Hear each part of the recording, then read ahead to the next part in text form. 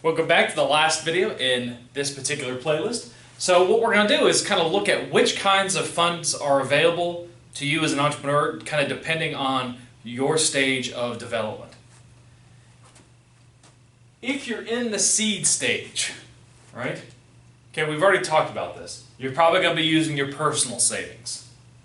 You're probably going to be relying on family and friends. Now, kind of depending on who you are and where you are, maybe you have access to an incubator, like a university level incubator. That is a possibility. Some cities also have incubators. You may have access to an incubator, and we'll talk about incubators and accelerators in the following playlist. As mentioned, you may have access to an accelerator. Okay, these are all good for seeds. You know, once you're trying to develop that that idea into an opportunity. I've talked about crowdfunding already. That may be also good for seed at the seed stage, because you've got an opportunity, you think, but is it actually an opportunity or just an idea? The amount of crowdfunding you'll get will kind of help you figure that out. You may benefit from mentorship and also capital support from a business angel. Grants and subsidies, and these are all great things too. If you are a member of any kind of a protected group as defined under Title IX, chances are there might be a grant for you out there. It's worth looking. Okay? So you might do a grant. There's always government subsidies out there. Again, going to grants.gov will help you with that. And of course, if you have any losses, maybe you can write those off of your taxes too. You may find value in a strategic partnership. Again, these kind of start getting a little bit low. Even the grants are less likely, because grants, the government does like to see that you have at least a little bit of something established. So you may be better off in the startup phase going for a grant. Strategic partnerships. You can approach a company and do kind of inside out or outside in kind of innovations. I've got a playlist on that if you're interested. And of course, probably the least likely for you will be getting a venture capital group, unless you are an entrepreneur with an established track record. Again, there are certain venture capital groups that say, I invest in people, not in businesses or ideas. And so if you have that reputation, I mean, I've heard of certain venture capital groups giving people money without even a business plan because they know that entrepreneur, they have a relationship with that person, so it's okay. Now, you can also shift to the startup phase, and so in the startup phase, you're going to have all of these plus these. However, in the startup phase, probably you're not going to be relying on your own bank account as much. Probably your bank account's starting to run dry.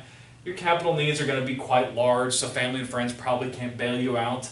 The incubator, probably not, but the accelerator, maybe. And the accelerator may be a good choice. Crowdfunding, maybe a little bit less. You may benefit from meeting a business angel, but again, your capital needs may be too large for the average business angel. But the grant and the subsidies may be very helpful to you. Forming a partnership, again, because now you're starting to have a little bit of a track record, that's good. And venture capital starts to become more and more likely of an option. In addition, you've got venture debt and asset-based loans. Now, they're very similar. You all know what an asset-based loan is probably, because you think about a mortgage. That's a form of an asset-based loan.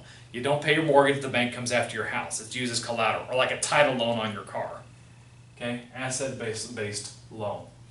Venture debt, on the other hand, is a kind of a loan designed for firms that maybe don't have steady cash flow.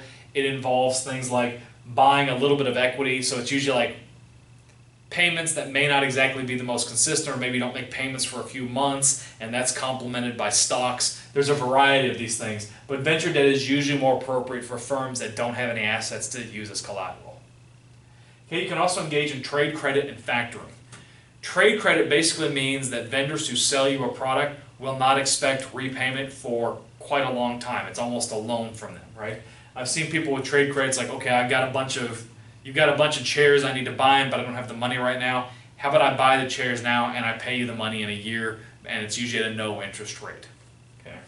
Factoring is the opposite. So let's say you've got a bunch of accounts. This is like selling, you've sold the collections basically. You've got a bunch of accounts receivables. Let's say it's 100,000 euros. You give it to a factoring organization. They'll give you 80,000 euros right on front, and then they'll collect the 100,000 euros once it's due. Okay, so you can get the money right away if you need it. Now, once you go into the growth phase, again, you're going to get everything possibly in the seed phase, although they become less and less likely. Some of these ones from the startup, again, they're here, but they're going to become a little less likely. At this point, you're starting to look more like an established organization and less like an entrepreneurial one. Maybe get that commercial bank loan. Maybe you can engage with private equity. I've talked about this already. Mezzanine capital.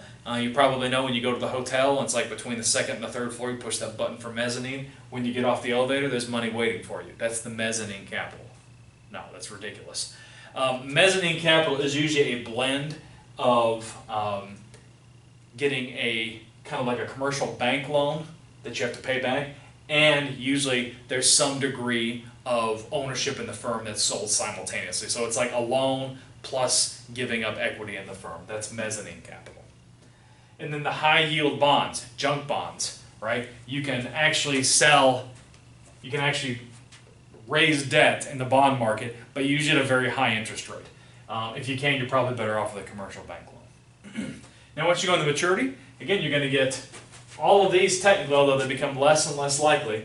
And then, of course, for the maturity, you can raise debt on a market with regular kinds of bonds that don't have those extremely high interest rates, or you can go to an initial public offering. In other words, you are now selling partial ownership of your company on the stock market.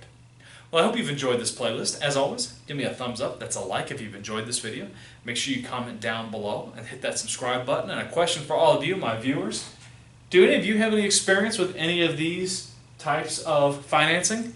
If so, let me know in the comments. I always like to collect stories, and I know the students that are watching this will benefit from your experience. All right, thanks for watching. I'll see you next time.